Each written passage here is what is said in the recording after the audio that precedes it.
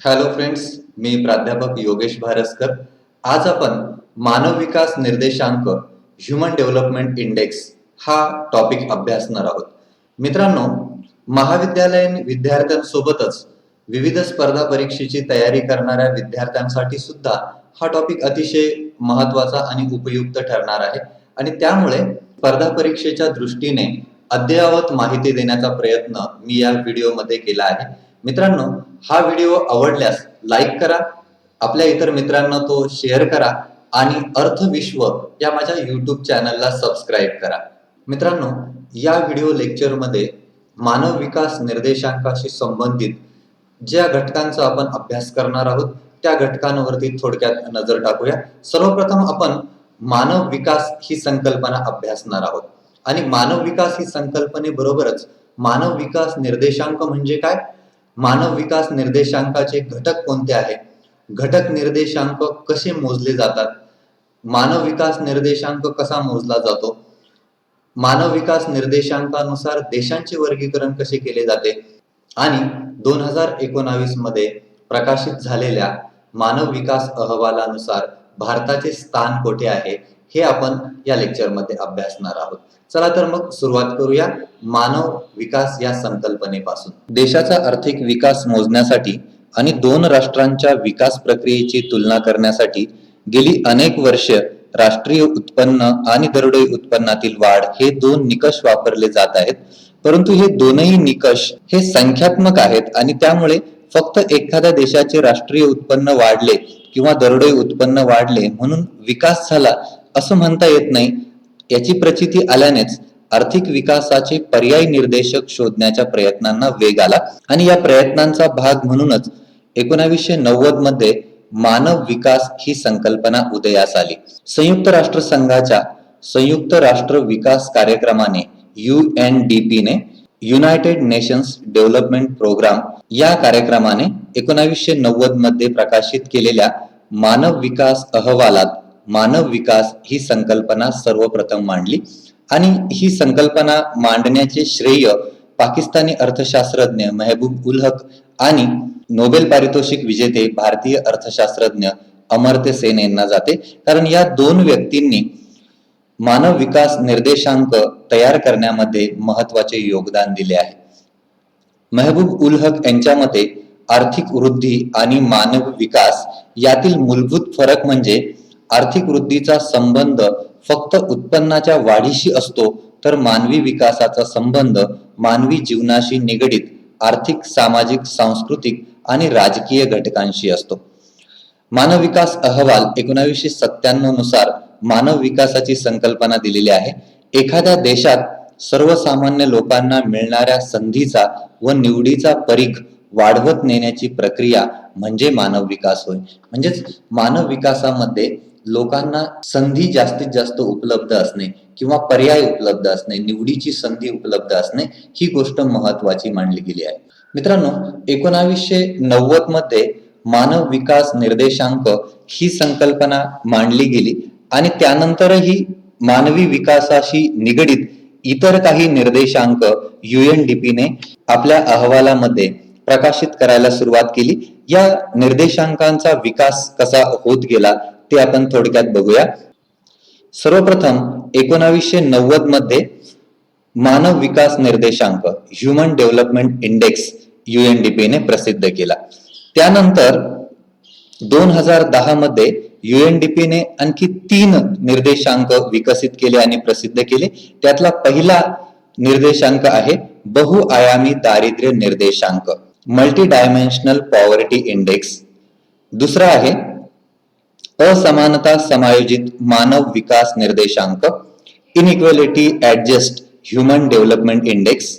तिसरा निर्देशांक आहे लिंग असमानता निर्देशांक, जेंडर इनइक्वालिटी इंडेक्स. त्यानंतर 2014 मध्ये पुन्हा UNDP ने एक निर्देशांक प्रसिद्ध करायला सुरुवात केली आणि तो निर्देशांक आहे लिंग विकास निर्देशांक GDI, जेंडर डेव्हलपमेंट इंडेक्स. म्हणजेच 1990 मध्ये मानव विकास निर्देशांक याचा आपण पुढे सविस्तर अभ्यास करणार आहोत. 2010 मध्ये बहुआयामी दारिद्र्य निर्देशांक UNDP ने प्रसिद्ध केला. आरोग्य, शिक्षण व जीवनमान या 3 निकषांचे 10 घटकांच्या सहाय्याने या निर्देशांकामध्ये मापन केले जाते आणि जसं मानव विकास निर्देशांकामध्ये काय आहे हे मोजले जाते, तर बहुआयामी दारिद्र्य निर्देशांकामध्ये ही त्या घटकांपासूनची वंचितता मोजली जाते. असमानता समायोजित मानव विकास निर्देशांक या निर्देशांकामध्ये मानव विकास निर्देशांकातील प्रत्येक घटकाचे सरासरी मूल्य मोजले जाते. मात्र लोकसंख्येत त्याबाबत विषमता किंवा असमानता असू शकते याचा विचार असमानता समायोजित मानव विकास निर्देशांकामध्ये केला जातो.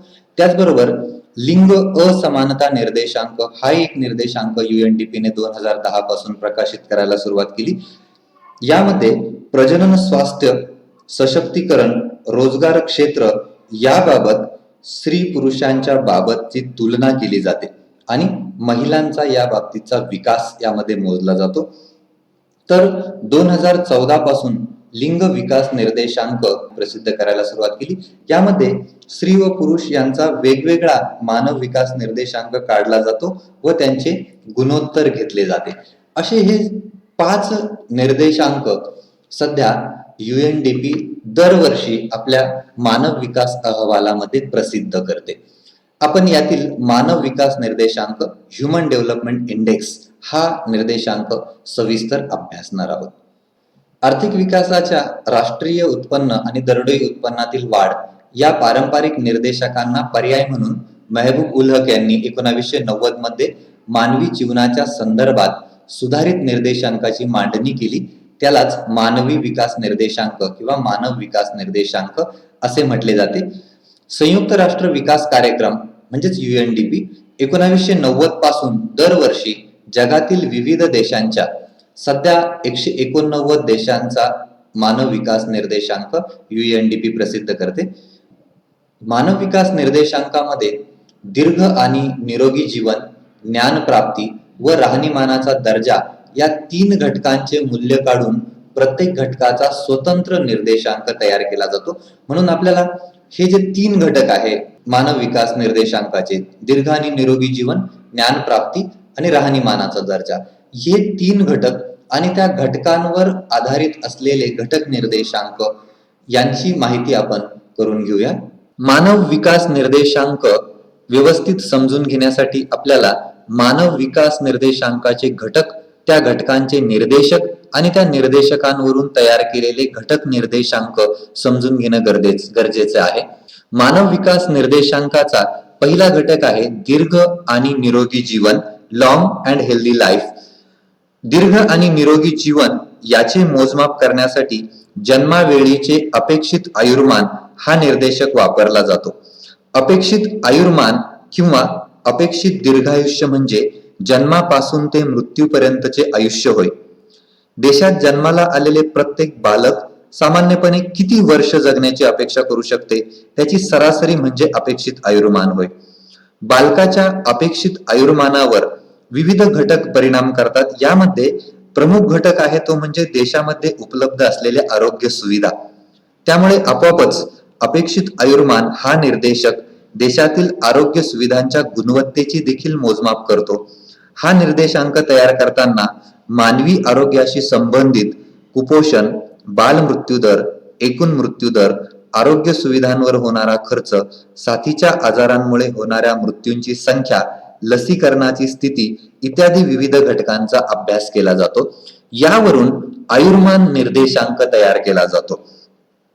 मानव विकास निर्देशांकाचा दुसरा घटक आहे ज्ञान प्राप्ती, एज्युकेशनल अटेनमेंट. या घटकाचे 2 निर्देशक आहेत. त्यातील पहिला निर्देशक आहे शिक्षणामध्ये व्यतीत केलेली सरासरी वर्ष, मीन इयर्स ऑफ स्कूलिंग, आणि दुसरा घटक शिक्षणासाठी लागणारी अपेक्षित वर्ष, एक्सपेक्टेड इयर्स ऑफ स्कूलिंग.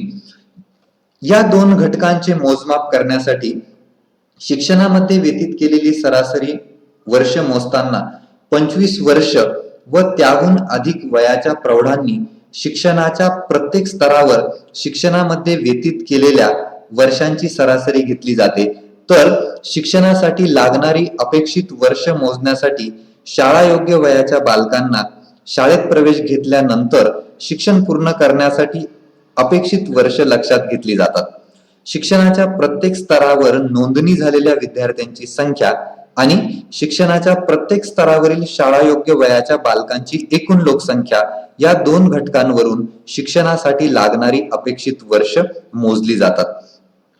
शैक्षणिक प्राप्तीचा निर्देशांक काढताना शिक्षणामध्ये व्यतीत केलेली सरासरी वर्ष व शिक्षणासाठी लागणारी अपेक्षित वर्ष या घटकांशिवाय शिक्षणावर होणारा सरकारी खर्च, पूर्व प्राथमिक, प्राथमिक, माध्यमिक, उच्च माध्यमिक व महाविद्यालयीन स्तरावरील संयुक्त पटनोंदणी दर, प्रौढ साक्षरता दर, शाळांमधील इंटरनेटची उपलब्धता, शिक्षकांचे प्रशिक्षण, विद्यार्थी शिक्षक प्रमाण, शिक्षणातील गळतीचे प्रमाण इत्यादी बाबींचा अभ्यास करून शिक्षण निर्देशांक तयार केला जातो. तर मानव विकास निर्देशांकामधील तिसरा महत्वाचा निर्देशक म्हणजे चांगले जीवनमान, डिसेंट स्टँडर्ड ऑफ लिव्हिंग. हा निर्देशक म्हणजे जीवनमानाचा दर्जा होय. जीवनमानाचे मापन करण्यासाठी क्रयशक्ती समतेवर आधारित, पर्चेसिंग पॉवर पॅरिटी याला म्हटलं जातं, क्रयशक्ती समता, यावर आधारित वास्तविक दरडोई सकल राष्ट्रीय उत्पन्न विचारात घेतले जाते. कोणत्याही व्यक्तीला दीर्घायुष्य आणि ज्ञानप्राप्ती याशिवाय आयुष्यभरात असंख्य वस्तू मिळविण्याची इच्छा असते. व्यक्तीला इच्छा असलेल्या वस्तू चांगले जीवनमान व्यतीत करण्यासाठी आवश्यक असतात. व्यक्तीचे उत्पन्न अशा वस्तू प्राप्त करण्याचे प्रमुख साधन आहे. व्यक्तीच्या उत्पन्नावरूनच व्यक्तीचे राहणीमान किंवा जीवनमानाचा दर्जा ठरत असतो. त्यामुळे देशाचे दरडोई उत्पन्न हा निर्देशक जीवनमानाचा दर्जा निश्चित करण्यासाठी वापरला जातो. या प्रकारे 3 घटकांवर आधारित 4 निर्देशक आणि या 4 निर्देशकांचे 3 घटक निर्देशांक यांचा मिळून तयार होतो मानव विकास निर्देशांक. या 3 निर्देशकांचं भूमितीय मध्य घेऊन मानव विकास निर्देशांक काढला जातो. यापुढे आपल्याला घटक निर्देशांक काढण्यासाठी कोणते सूत्र किंवा पद्धती वापरली जाते ते बघायचे आहे. मानव विकास निर्देशांकाच्या दीर्घ आणि निरोगी जीवन, ज्ञानप्राप्ती व राहणीमानाचा दर्जा या 3 घटकांचे मूल्य काढून प्रत्येक घटकाचा स्वतंत्र निर्देशांक तयार केला जातो. त्यासाठी हे सूत्र वापरले जाते. घटक निर्देशांक बरोबर वास्तव मूल्य वजा न्यूनतम मूल्य भागिले महत्तम मूल्य वजा न्यूनतम मूल्य. घटक निर्देशांकाचे मूल्य काढण्यासाठी प्रत्येक घटकाचे न्यूनतम मूल्य व महत्तम मूल्य UNDP निश्चित करते. 2014च्या जागतिक विकास अहवालानुसार घटक निर्देशांक काढण्यासाठी निश्चित केलेले न्यूनतम मूल्य व महत्तम मूल्य पुढील प्रमाणे आहे. आरोग्य या घटकासाठीचा अपेक्षित आयुर्मान हा निर्देशांक काढण्यासाठी 20 वर्ष हे न्यूनतम मूल्य आणि 85 वर्ष हे महत्तम मूल्य निश्चित केलेले आहे. शिक्षण या घटकातील सरासरी शालेय शिक्षण वर्ष काढण्यासाठी 0 वर्ष हे न्यूनतम मूल्य आणि 15 वर्ष हे महत्तम मूल्य निश्चित केलेले आहे. तर अपेक्षित शालेय शिक्षण वर्ष काढण्यासाठी 0 वर्ष हे न्यूनतम मूल्य आहे, तर 18 वर्ष हे महत्तम मूल्य आहे. याशिवाय दरडोई सकल राष्ट्रीय उत्पन्न हा निर्देशांक काढण्यासाठी न्यूनतम मूल्य $100 आणि महत्तम मूल्य $75,000 असे निश्चित केलेले आहे. UNDP ने निश्चित केलेल्या न्यूनतम आणि महत्तम मूल्यावरून तसेच देशाच्या वास्तव मूल्यावरून घटक निर्देशांक कशा पद्धतीने कॅल्क्युलेट केले जातात ते आपण बघूया. यामध्ये सर्वप्रथम आयुर्मान निर्देशांक कसा मोजला जातो. आयुर्मान निर्देशांकासाठी न्यूनतम मूल्य 20 वर्ष व महत्तम मूल्य 85 वर्ष असे UNDP ने निश्चित केलेले आहे. त्यासाठी सूत्र वापरले जाते. आयुर्मान निर्देशांक बरोबर सरासरी आयुर्मान वजा 20 भागिले 85 हे महत्तम मूल्य वजा 20 हे न्यूनतम मूल्य. मानव विकास अहवाल 2019 मध्ये भारताचे सरासरी आयुर्मान 69.4 वर्ष आहे. अर्थात यामध्ये महिला आणि पुरुष यांचे सरासरी आयुर्मान वेगवेगळे आहे. म्हणजे महिलांचे सरासरी आयुर्मान 70.7 वर्ष तर पुरुषांचे सरासरी आयुर्मान 68.2 वर्ष आहे.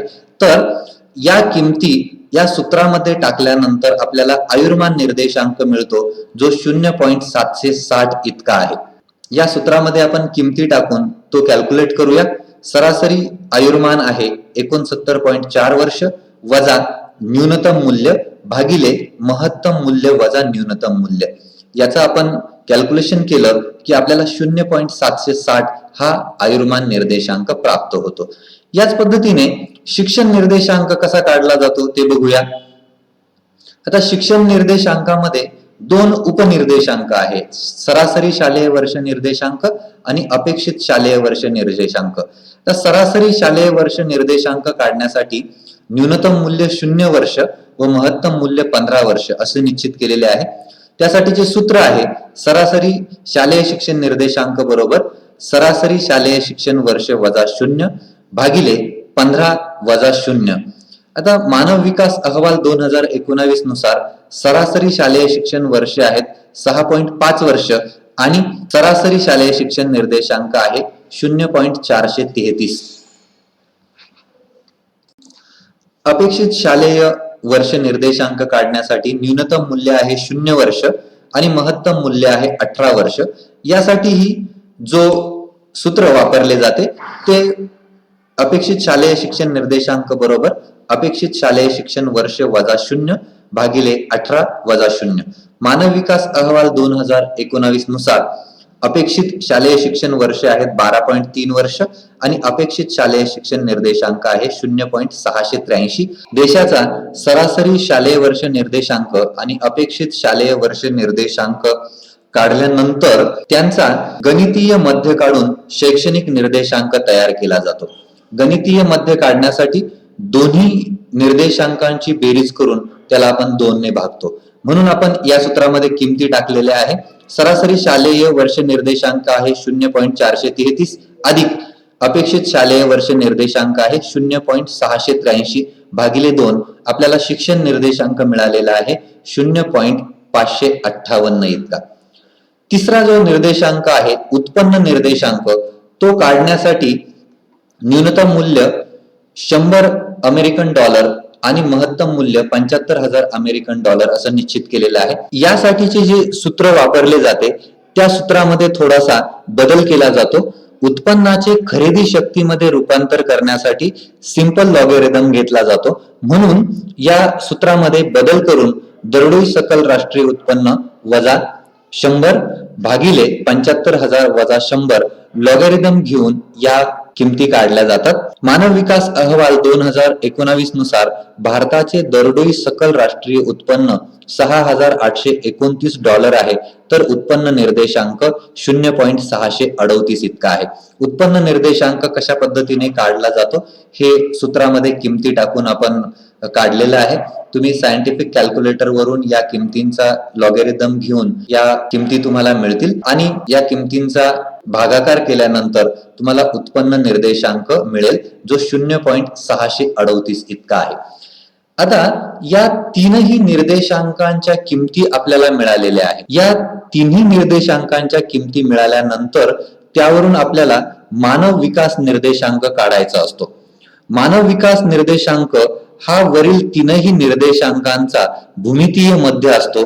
त्यासाठी हे सूत्र वापरले जाते. आयुर्मान निर्देशांक, शिक्षण निर्देशांक आणि उत्पन्न निर्देशांक या तीनही निर्देशांकांचा गुणाकार करून त्यांचे घनमूळ घेतले जाते. आपण आयुर्मान निर्देशांक काढलेला आहे मानव विकास अहवाल 2019 नुसार जो 0.760 आहे. शिक्षण निर्देशांक आपल्याला मिळालेला आहे जो 0.558 आहे आणि उत्पन्न निर्देशांक 0.638 आहे. त्याच्यावरून आपण मानव विकास निर्देशांक काढूया. आपण या तिन्ही संख्यांचा गुणाकार करून त्याचं घनमूळ घेणार आहोत. या 3 संख्यांचा गुणाकार केला तो 0.271 आला आणि या संख्येचे आपण घनमूळ घेतले त्यावरून आपल्याला मानव विकास निर्देशांक मिळाला जो 0.647 इतका आहे. मानव विकास अहवाल 2019 नुसार भारताचा मानव विकास निर्देशांक 0.647 इतका आहे. आता मानव विकास निर्देशांकावरून देशांचे वर्गीकरण केले जाते. म्हणून खर तर देशांचे वर्गीकरण करण्यासाठीच मानव विकास निर्देशांक मोजला जातो. हे वर्गीकरण कशा पद्धतीने केले जाते? मानव विकास निर्देशांक हा 0 ते 1 दरम्यान असतो. जसं आपण बघितलं की भारताचा मानव विकास निर्देशांक 0.647 इतका आहे, जो 0 ते 1 दरम्यान आहे. 0 म्हणजे मानव विकास झालेला नाही आणि 1 म्हणजे पूर्ण मानव विकास झालेला आहे. सध्या जगातील 189 देशांचा मानव विकास निर्देशांक UNDP प्रकाशित करते. त्या आधारे देशांचे 4 भागांमध्ये वर्गीकरण केले जाते. तर मानव विकास निर्देशांकावरून देशांचे 4 गट तयार केले जातात. पहिला गट आहे अतिउच्च मानव विकास देश. ज्या देशांचा मानव विकास निर्देशांक 0.800 व त्यापेक्षा जास्त आहे, अशा देशांचा समावेश अतिउच्च मानव विकास देश या गटामध्ये केला जातो. तर ज्या देशांचा मानव विकास निर्देशांक 0.700 ते 0.799 या दरम्यान आहे, त्यांचा समावेश उच्च मानव विकास देश या गटामध्ये केला जातो. तर मध्यम मानव विकास देश गटातील देशांचा मानव विकास निर्देशांक हा 0.550 ते 0.699 या दरम्यान असतो आणि ज्या देशांचा मानव विकास निर्देशांक 0.549 व त्यापेक्षा कमी आहे, त्यांचा समावेश निम्न मानव विकास देश या गटामध्ये केला जातो. आता मानव विकास अहवाल 2019 नुसार भारताचा मानव विकास निर्देशांक हा 0.647 इतका आहे. म्हणजेच भारत मध्यम मानव विकास देशांच्या गटामध्ये येतो. इथे 0.550 ते 0.699 या दरम्यान मानव विकास निर्देशांक आहे भारताचा, म्हणून भारताचा समावेश मध्यम मानव विकास देश या गटामध्ये होतो. मानव विकास निर्देशांक 2019 ची जी आकडेवारी आहे, त्यानुसार काही महत्वाच्या देशांचा मानव विकास निर्देशांक आणि त्यांचे क्रमवारीतील स्थान आपण बघूया. नॉर्वे हा देश मानव विकास निर्देशांकात सर्वोच्च स्थानावरती आहे, प्रथम स्थानावरती आहे, ज्याचा SDI आहे 0.954. तर दुसऱ्या स्थानावरती आहे स्वित्झर्लंड, ज्याचा मानव विकास निर्देशांक आहे 946. याच पद्धतीने आयर्लंड तिसऱ्या स्थानावरती, जर्मनी आणि हाँगकाँग या 2 देशांचा मानव विकास निर्देशांक समान आहे, म्हणून हे दोन्ही देश संयुक्तपणे 4थ्या स्थानावर आहे. तर अमेरिकेचा मानव विकास निर्देशांक 0.920 आहे आणि अमेरिकेचा क्रमांक 15वा आहे. चीनचा क्रमांक 85वा आहे, तर भारत 129व्या क्रमांकावर आहे. भारताचे शेजारी देश बांगलादेश 135वा क्रमांक, नेपाळ 147वा क्रमांक, पाकिस्तान 152वा क्रमांक, तर नायजर हा आफ्रिकेतील देश सर्वात शेवटी म्हणजे 189 क्रमांकावरती आहे. भारताचा क्रमांक आहे 129 आणि नॉर्वे प्रथम क्रमांकावर आहे, तर नायजर सर्वात शेवटच्या स्थानावरती आहे. अशा पद्धतीने आपण मानव विकास निर्देशांक आणि या निर्देशांकाशी संबंधित इतर बाबींचा अभ्यास केला आहे. मित्रांनो, हीच माहिती माझ्या अर्थविश्व नावाच्या ब्लॉगवरती देखील उपलब्ध आहे. त्या ब्लॉगची लिंक मी खाली डिस्क्रिप्शन मध्ये दिली आहे. निश्चित आपण त्या ब्लॉगलाही भेट द्या, म्हणजे आपल्याला अधिक सविस्तर माहिती त्या ठिकाणी उपलब्ध होईल. अपेक्षा करतो की ही माहिती तुम्हाला आवडली असेल आणि ती तुमच्यासाठी उपयुक्त सुद्धा ठरेल. धन्यवाद.